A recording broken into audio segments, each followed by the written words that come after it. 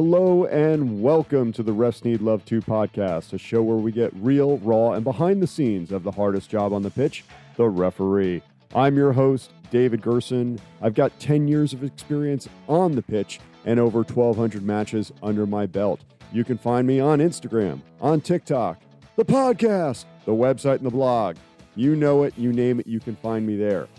This week, guys, we've got something really special. I was the guest on someone else's podcast, and I really tried my best to be a voice for the voiceless and represent you and the 100,000 other of you out there working our butts off on the pitch every single week as referees. I hope you guys enjoy. All right, let's bring on today's guest. He is a soccer referee, plus has a podcast and website, Refs Need Love 2. No chuckling out there, no snickering, both of which provide an honest perspective from the third team on the pitch. His goal is to inspire, educate, and humanize the next generation of referees for their own development and appreciation from the players, coaches, and spectators, and they need to work alongside. So, David Gerson, welcome to the show, my friend. Oh, I'm thrilled to be here. Thank you so much for making me your inaugural referee guest. Thank you. Yeah, absolutely. So I've been instructed to call you Gerson. That feels really weird. Are you sure you want me to call you Gerson? I could easily call you David. I can remember your first name. No, it's all good. My two best friends in high school were also named David, so it's been the name I've been called for about 35 years. Gerson. All right. Well, my last name is Gallego, so I've been called Lego My Ego for the past 55 years. So, yeah, you can call me Lego My Ego, or you can call me Dave. And you're here with John. Meet my buddy John. Pleasure, sir. Dave, welcome. So, Nice Dave, we have a ton of questions for you, some of which are kind of elementary because we want to ask the questions that everybody really wants to know, and then we've got some more technical things. So we're gonna kind of vary it up a little. So I want to start off with the little question that we have regarding the differences, if any, that you see between the players and the parents now versus when you first started, or even when you first started playing. Yeah, well, I think there's certainly a different game here in the United States than there was years ago. I mean, now I think we're seeing a much more technical soccer or football, whatever you want to call it here, at a very high level. Many of the coaches that were successful over in Spain and in England have now come here to the U.S. and they're imparting their knowledge. So at the highest levels of youth academy, it is very technical, it is very competitive, and the game has gotten much, much bigger as well. So that is one significant difference. One thing that has become a troubling trend, though, over the last 10 years is a lack of civility amongst each other just here in society that has contributed to some toxicity, and an over competitiveness on the pitch, taking U10, U8 matches and turning them into World Cup finals where tensions overheat. And instead of being a positive environment for the kids on the pitch, winds up being a negative environment for everyone around it. So that has changed. And I don't know if it's just, again, a cultural thing or political environment has changed, but also that we're spending so much more time on digital devices, we rarely interact with any humans anymore. And so then when we come to the soccer pitch, we just let it all out and it gets a bit insane. And do you find that since the parents are making a huge investment on their kids in the leagues and training, et cetera, do you find that the parents have become a little bit more aggressive, or are they still the same as they've always been? I don't know. Absolutely. I mean, they're looking for a return on their investment. The youth sports industry in this country is now larger than the value of the entire NFL, which is the largest sporting league in our country. And so that is definitely happening. And it's, again, it's not just at the highest levels of ECNL or MLS Next for your listeners, again, the highest levels of academy soccer. I will tell you 50% of the emails and questions and messages, and I get about 40 a day, are from parents asking me about U10 and U8 soccer matches. I mean, sending me videos. How is this not a handball? How did he not call that or something like that at U8? And I'm just like, dude, get some perspective. Like, enjoy the fact that your kid's out there playing and having fun and become on a team.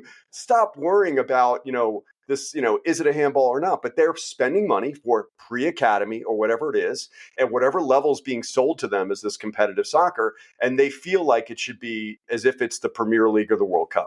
Wow, that's amazing. John, what do you think? Yeah, I'm a parent of a youth soccer player, so I've witnessed this firsthand for years now, and there's just so much pent-up anxiety and aspiration and the hopes and dreams, and you can just see that coming out, minute by minute during games. And I've seen parents arguing calls. Their team is up 4-0, and they're still yelling at the ref. It's like, give it a break, get some perspective, as you say, Gerson. But I kind of want to flip it just a little bit, because you mentioned at the top of your segment here that the level of play has gotten better. Players are more technical. They understand more tactics. They have better coaching. Do you feel like, this is a two-parter, do you feel like the refereeing component has kept up with that? And do you feel like there's, a lot of the guys that I see, a lot of the referees that I see, they're not very well paid. I don't know what training and sort of reinforcement they have. Is there talk of improving that aspect of it? Because I think, one, you'll get better refereeing, and you may, who knows, the parents may never change, but you may mitigate that problem as well. John, we get nothing. I mean, man, you could get certified as a ref. You take some simple online exam. You do some cockamamie 3-hour, like basic thing of how to hold your flag, whatnot, and they throw you to the wolves. And then that's it. I mean, I've been a ref now over 10 years. In my first 5 years, okay, and I'm talking, hundreds of matches. Not once in that first 5 years did I ever have a developmental assessment or a mentor give me feedback. I mean, Wow. You are just literally, you're out there, you're trying to do your best. And that's the thing, these teams where you're talking about like U10, okay, kids who are 8 and 9 years old playing soccer, they might be training 3-4 days a week, playing 2 or 3 games on a weekend, and they're getting coaching from adults who have been properly trained and probably have their D license or their C license, something like that. And you've got a referee who's like a 14-year-old kid who's, just done this online exam, and they're thrown out there, and they've never, like, it's very different when you're a player to a referee. Well, what constitutes a foul? Like, okay, is that a yellow card? Is that not a yellow card? Should I call a penalty? No one gives you that feedback. And you're really, it's a very difficult situation. So the way you get experience is you do matches, okay, over time. Unfortunately, we lose 80% of our referees in the first 3 years, and the number one reason is spectator abuse, and the number 2 reason is coach abuse. So we don't keep enough referees long enough for them to be good. And is there training or any development out there? No, sir. There's no money in it. There's tons of money in hiring coaches and the private coaching and all of that thing for the players. Certainly, there's all this competition in between clubs. Let me tell you, we're independent contractors. There's a bat call that goes out every week. Hey, who can work these games? And they don't care about us afterwards as long as we show up. Wow. That seems so counterproductive, because the amount of money going into the sport with training, and then just to have referees out there that are, like you say, thrown to the wolves. I didn't realize that. I figured that for sure you guys would have had a little bit more training than just opening up a manual. I mean, yeah. I took a defensive driving course online, and you're supposed to watch 1,000 videos. I don't watch any of them, but you know what? Got me a discount. So you sound like you guys could do the same thing and become a ref. Do you officiate both girls and boys games? And if so, what's the difference between them? I approach them absolutely the same. I will tell you, I think the guys want to talk a little more to the ref and want to advocate for themselves a little bit more. And then obviously speed and physicality changes, but it doesn't change my approach. I am, calm, friendly, professional. I communicate. And I will tell you, that is probably the biggest thing, that when you have a really experienced referee versus someone who's a junior referee, I find that a lot of the comments from spectators and from coaches is because there's a vacuum of information. I had a losing coach. Okay, this is a losing coach. They lost the game 4-0. Okay, high school match about 3 weeks ago. And he came up and he said, I love having you as a referee because I feel like I can trust you to ref and I can go ahead and be a coach. Because if you're not calling fouls, well, then you get people screaming for fouls, right? And if they're not sure what the call was or why a call was made, like, what was that? I don't understand, all that kind of stuff. And that type of communication skills, I mean, that ability to communicate with your physical presence, your mechanics, your verbal communication, to be able to have dialogue with players takes years to develop. And at the very highest levels, the top 1% of referees, they're getting the training to be able to develop that. But the other 99%, those 99,000 grassroots referees, they never get that training. That is a huge missing puzzle piece in the U.S. soccer landscape. I mean, that is a real problem. And I also imagine, our soccer world in the U.S. is so patchwork. It's such a quilt. There's not one unified So even addressing the problem is a really daunting task because you don't have an organizational kind of cohesion, you know? Oh, it's unbelievable. I mean, I've been again at youth sport. I was a coach before I was a referee. So I coached my kids, U6, U8, U10, U12, and then I became a ref as they were transitioning to the higher level academy. My son played in the U.S. Development Academy and the ODP and all that stuff. But my gosh, I mean, there is like a cluster of acronym of words. Like there's the NAL, there's the EA, there's the GDP, there's the MLS, there's the ECNL, RL, and the ECNL, whatever. I mean, the championship, the SCCL, everyone's got them. And Yeah. so all of this patchwork of leagues, whatnot, are out for their interest. They're trying to get as many kids into their programs and organizations as possible. That's the motivation, whether it's in US club soccer or USU soccer or AYSO or whatever it is, that's their goal is grow. And I will tell you, and I'm not throwing stones here, but you had, Skip Gilbert, on a few episodes ago. Well, Skip told me about 2 years ago that he was going to start this referee, respect program, and it was no ref, no game. Never saw it, but now he's on this 3-on-3, program where he's going to get more kids playing all the time. I mean, that's the motivation for club level is how do I grow my club bigger, bigger, bigger? Developing refs, that's just not their priority. It's someone else's problem. And even at the referee level, so we have 50 something state associations that have state referee administrators. I mean, they're on a shoestring budget. They're just trying to deal with all of the, the issues that come in every week of referee abuse. There's very little that they can do with their limited resource, little staff and limited funds to proactively get out and develop the thousands of referees that are out there that need that development. Well, looking at one of your podcast episodes, you actually showed a list of opportunities of games you could ref. I guess you have the opportunity to pick and choose where you want to go. So you said that there's just so many games that need refs. Well, what do you do in a case like that? I mean, do you let the parents ref and both coaches have to basically agree that this game will count without a ref? So we lived in the Netherlands for a while and we played a academy at U10. And over there, I mean, up until U10, they always have the parents referee. Not like, little U6 kids, they're running around, don't know what to do. I mean, people playing full 11-a-side games with a parent volunteering to ref, each match.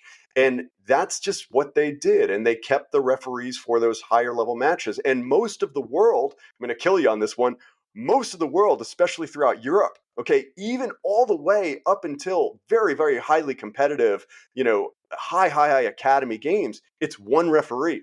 So if you do get a referee, you don't have assistant, referees, calling offside. You may get a club linesman. Well, good luck with that.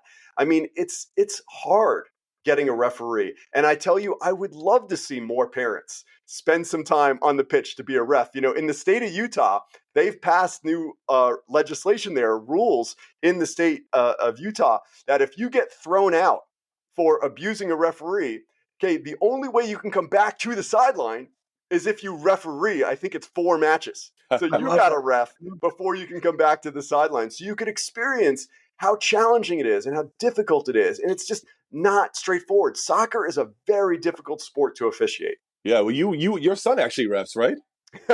So it's a very funny story about that. So my son did ref with me for 8 years. Okay. And then right before he was going to college, so his first semester senior year of high school, we had an incident where we had a very aggressive player get sent off during a match, and he took a run at my son.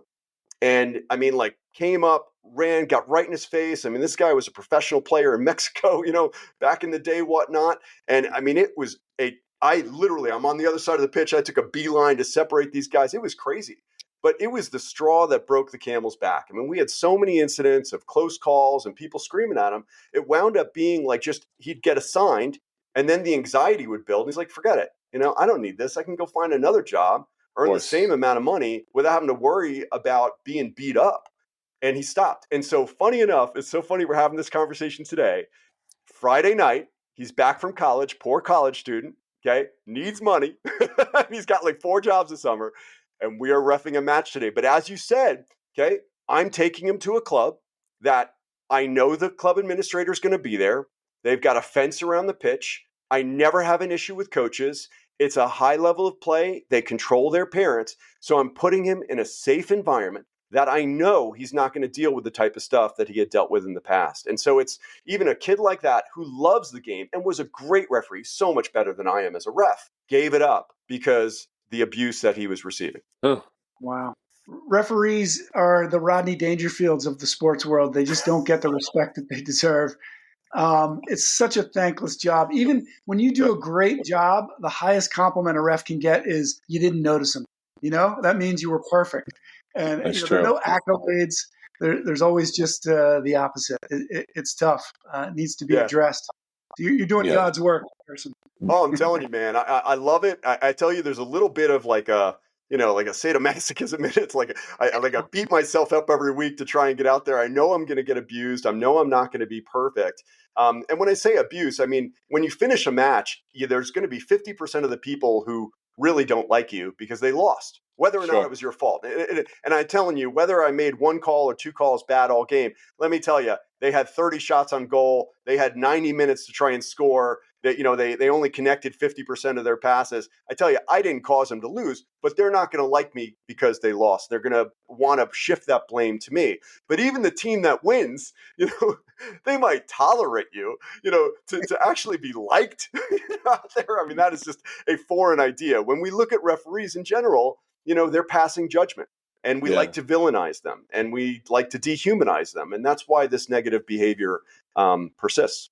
Yeah, well, I don't know. John's not going to admit to this, but if you remember back in the day when Bobby Knight threw the folding chair across the court, do you remember that? Gerson, do you remember that? Absolutely. I mean, of course, absolutely. Yes.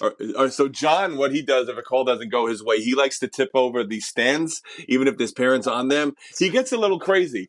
You're seeing a totally different side of him today, but I'm just letting you know what we're dealing with. It's just a lower body workout. I'm working on the glutes. Well, I tell you, the whole reason for me doing the channel, and so now, that I have this channel, Refs Need Love Too, my videos have been watched over 120 million times in the past few years in doing this. And I am not a professional referee, and that gives me the opportunity to do this. Pro referees, they can't talk. They have no social media. They have no social presence. They can't talk about any plays that happen around the world. So there's controversies and commentators who say, oh, that should have been a foul or it's not a foul. And they don't know the laws of the game. And so all I'm trying to do is be like, hey, we're humans. Sometimes we make mistakes. Here's what they probably saw here and why they made the decision they did based on the considerations they've given. And what I'm getting back is so much like thank yous, not only from the refs who are like, finally, someone who gets us and helps people understand what we're seeing, but the parents and the coaches who genuinely want to know and genuinely want to understand why we make calls or don't make calls that we do and the challenges they're in. And it helps them be better parents. It helps them enjoy the game. I think it's so wonderful that we could all enjoy what's going on out there as opposed to just feeling like we've been cheated every match. Yeah, absolutely. Well, I know John had some questions about video assistance. Yeah, well, so you mentioned the pro game now, so let's transition to there a little bit. A thing that it's a point of confusion for me a little bit is when is a referee supposed to raise his flag for offside and when not, as it relates to VAR.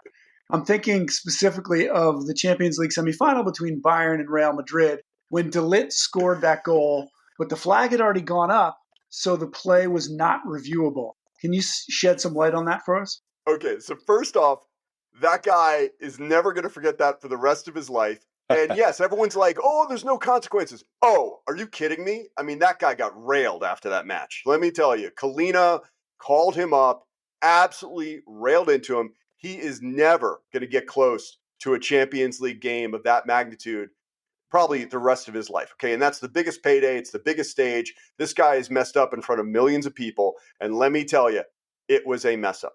Now, let's also just clarify one thing. He raised his flag, okay? That doesn't make the play not reviewable. It's the fact that the center referee blew his whistle in response to seeing that flag and hearing him yell in his ear, off, off, off, and feeling his arm vibrate from the buzzer flag, telling him that it was in what's normally happening is that assistant referee has seen something so clear and obvious that the player is off, that he's raised a flag, pressed the button, and he says off, off, off in the guy's ear, and the center referee trusted him and then blew the whistle. John, to your point, when we have a professional match and when there is video assistant available to us, VAR, video assistant referee, the guidance for the assistant referee is keep your flag down while the attacking sequence plays out.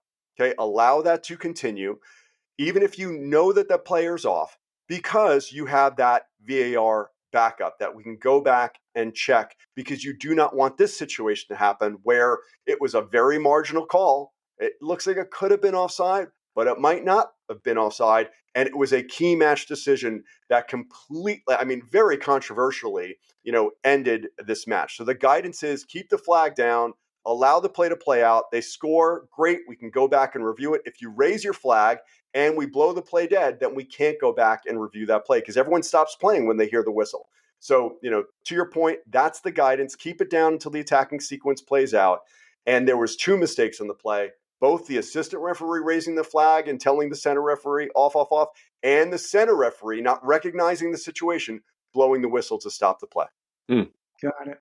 Well, I've seen sometimes on the flip side of that where it's a very obvious offside and they let it play. And I'm kind of thinking, why are they letting this play? We know it's coming back. Somebody could get hurt. What if a guy blows a hammy while that play is allowed to continue?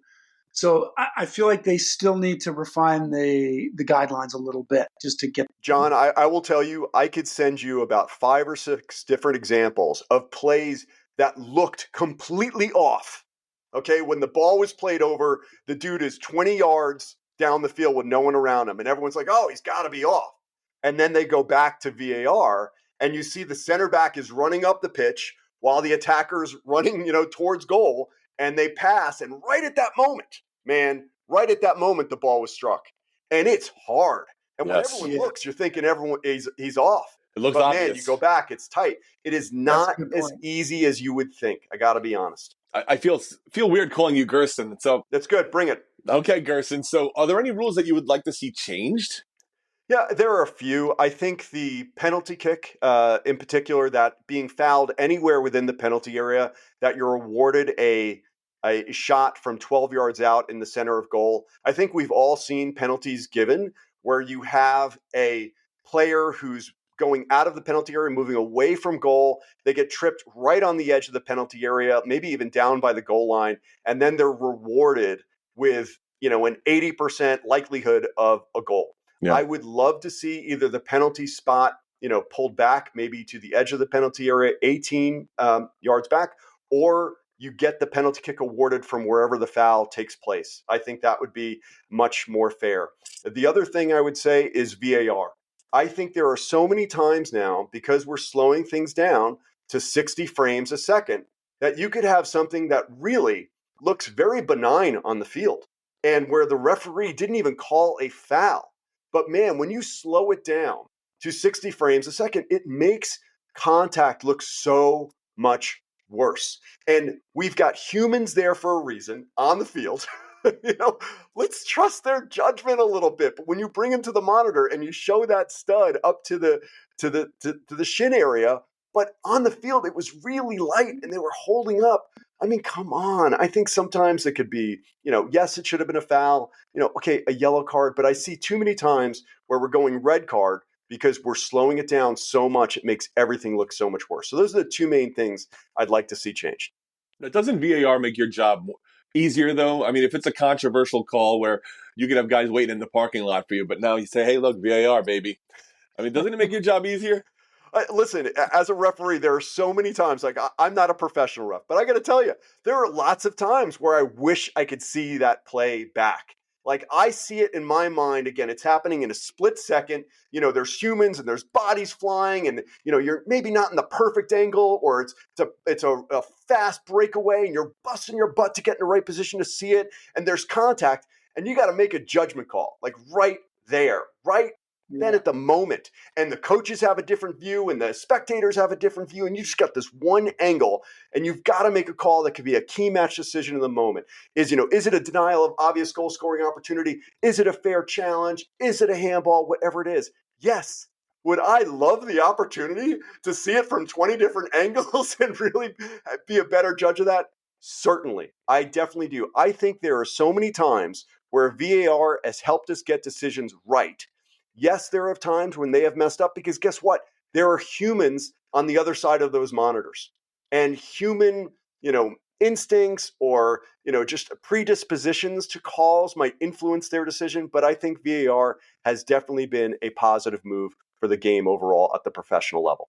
Gotcha. Well, we have to wrap this up, but I know that John had one question about the MLS. Oh, yeah, I just wanted to get your general take on the state of MLS refereeing, because kind of going back to what we were talking about earlier, I feel like refs had to catch up there as well, like they do, in youth sports today. Yeah, I mean, I think the MLS does a phenomenal job, and when we're seeing our referees here in the U.S. now being appointed to, Women's World Cup final with Tori, we're seeing our male referees making it to, the quarterfinals of World Cups and at the largest stages that are out there.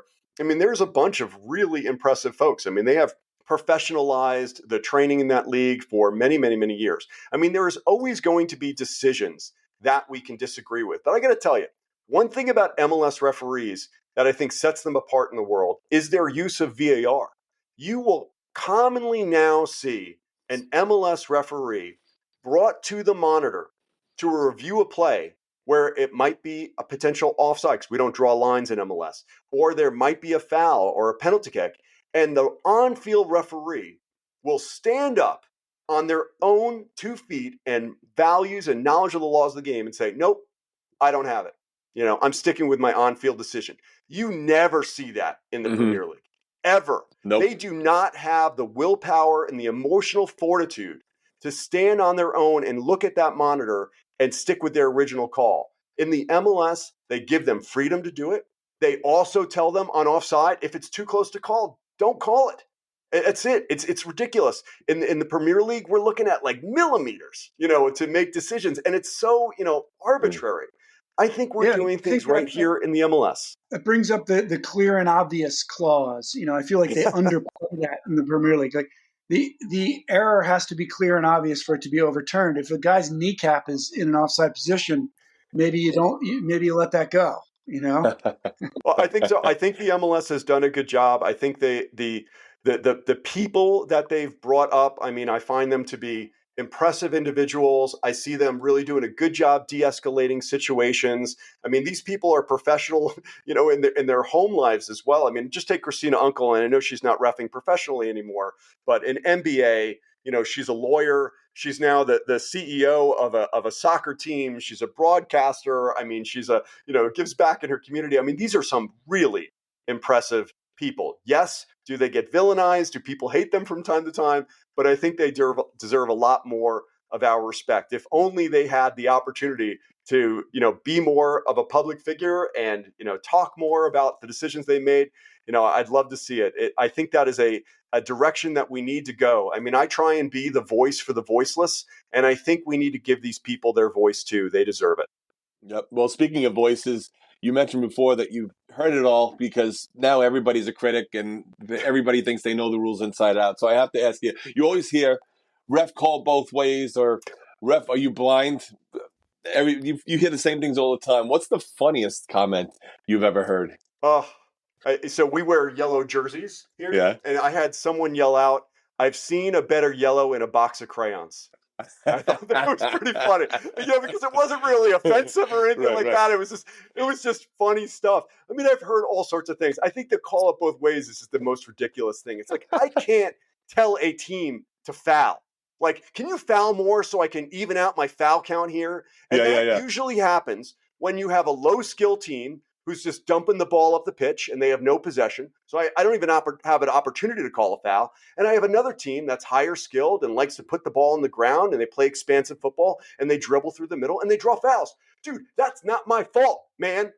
I'm just calling the fouls that are there for me to call. If you dribble and you've got the skill to do that, I'll call some more fouls in your favor. So the call it both ways is ridiculous. It's so silly. But yeah, no, a little banter from the stands is good. When it starts to become offensive and insulting language, that's something else, and I've got to address it. Yeah, well, I love when they think that, like, you have money on the game or something like that. That's always a classic. Like, seriously. I mean, you have absolutely zero interest in who wins. You just want to see a good game. That's it, man. But listen, Yeah. Before we wrap it up, we have a new segment. I don't know if you've heard our podcast as of late, but we do a rapid fire question segment called "Getting to Know You." Getting to know you. Are you ready, my friend? I am ready, sir. Okay, here we go. Mia Hamm or Alex Morgan? Mia Hamm. Okay. Messi or Pele? Tough. Very tough. Messi. Without hesitation. Without hesitation. Better cereal, Raisin Bran or Frosted Flakes? Raisin Bran. I like my fiber. Okay. Are penalty kicks a good way to decide the winner? Absolutely not. Awful. I think we should just keep on playing, go down a player like every 10 minutes. That's what I'd love to see. That is the spot-on right answer. There really are no right or wrong answers, but honestly, there are right or wrong answers. That a boy. Favorite vacation spot, beach, mountains, or city? Beach. Okay. Artificial turf or grass? Stupid question. Grass. Okay. Oh, my gosh. As a referee, 100 degrees outside, I'm melting. Give me grass. All right. Now, you're an ex-goalkeeper, so this is going to be a one that you might have to wrestle with. Casey Keller or Tim Howard? Oh, Tim Howard. Without hesitation. Hall of Famer now. Yes. A New Yorker, you can appreciate this one. Costanza or Kramer? Oh, dude, Costanza. I love it. Well, what's the last song you downloaded? This is going to be a little bit embarrassing. I got back into 30 Seconds to Mars again, Jared Leto's band. I used to really like him. I don't know why I'm downloading that stuff. Foo Fighters is my all-time fader, but 30 Seconds to Mars, I'm guilty. That's okay, buddy. I appreciate your honesty. Red wine, white wine, beer, or a cocktail? Oh, beer all the time. I brew my own. Wow. See, getting to know you. See what we just learned? And finally, best ref, Howard Webb or Collina? I think Collina, just because he was so unique to the game. Now, funny enough, and he's the head of referees globally now, he would never, ever be allowed to ref now. But what he did in the time that he did it, in the game, it's so unique. It is so distinct. He is such a powerful figure. There will never be another Collina. Right, why would he not be allowed to ref now, Gerson? Yeah, because now it's all about de-escalation and making the players the stars of the show. In his day, he really became the star of the show, and he would literally go head-to-head, chest-to-chest, very fiery personality. And that is the exact opposite of what we're trying to do now in the game. I mean, honestly, if a player came to me and tried to chest bump me, I'd red card them. I'd probably abandon the match right there because I know too many people who have been physically assaulted, not just verbally assaulted, but physically assaulted as referee. You come into my space, we have a serious problem here. So he was able to do that at a time when that was kind of acceptable and celebrated. That is not acceptable now because what you see on the professional pitch translates down to what happens to us on Saturdays and Sundays, and we can't have that kind of fiery confrontation anymore. Too many people are getting hurt. Well, listen, the name of the website is Refs Need Love 2, and the podcast and on Instagram, Refs Need Love 2. David Gerson, you are a fantastic guest. You brought a great banter, and you answered all of our questions like a champ. So thank you so much for coming on. Oh my gosh, thank you guys so much for having me. It was a pleasure to be here. John, that was great. He really brought a great perspective and a great attitude to the podcast. I really enjoyed chatting with him, and there's so many other things I wanted to ask, but it's a thankless job, and he was very candid with his answers. Yeah, I totally agree. Refs really do need love, and he's fighting the good fight for them. It was great to chat with him. It's shocking that they don't really have much in the ways of training. It's a little startling, actually. I agree. I thought there would be like a bare bones program in every, league, but there appears to not be. And I've witnessed that firsthand. I mean, recently at one of my son's games, we had a ref who looked like he was smuggling a keg underneath his jersey. And he basically ranged from like one side of the center circle to the other. And he's making calls from 30 yards away. And, it's a pretty high level game. And I'm thinking, come on, man. I completely agree with Dave that everyone should leave the refs alone, but at the same time, they have a standard that they should aspire to. And guys like that are just, they're phoning it in, and you get what you pay for, right, Dave? If you're not paying them what they're worth, you're going to get subpar refereeing. Yeah, but it's shocking because with the investments that that everybody makes within this sport, to have now potentially a subpar ref, it just seems so counterintuitive. It's kind of, like I mentioned, it's baffling. Yeah, I agree. And it's a detriment to the development of the game here. You would think they would want to shore up that area because it all fits together. The training, the coaching, the facilities, the refereeing are all part of the mission, and they're really neglecting that part of it. Yeah, because when I was younger playing, I mean, if you found a ref that knew the game, that was a home run. And back then, none of the parents really knew the rules. At least if they did, they were the overwhelming minority. Now, a lot of the parents, having played growing up, they know the rules. So now you could potentially have a situation where the ref doesn't really know all the rules. Yeah, and the parents know more, and they're not gonna be shy about voicing that, right? Yeah, Um, absolutely. But it's a tough system. and you know what? He answered the questions right, I have to say, and he's the first one that actually agreed with me wholeheartedly about penalty kicks should not be the way to decide a game. I hate that. Well, I hope you guys enjoyed that little departure from my normal podcast series. It's always fun being a guest on someone else's show. And again, I really try and be a good representative for us as referees, that we are humans, that we have feelings, that we care about the game, for gosh sakes. I want people to know that. And I hope you guys can feel that in my podcast and the interviews that I do and the videos that I do every single day. So again, I love you. I care about you. I wish you all the best. And I hope that your next match is red card free.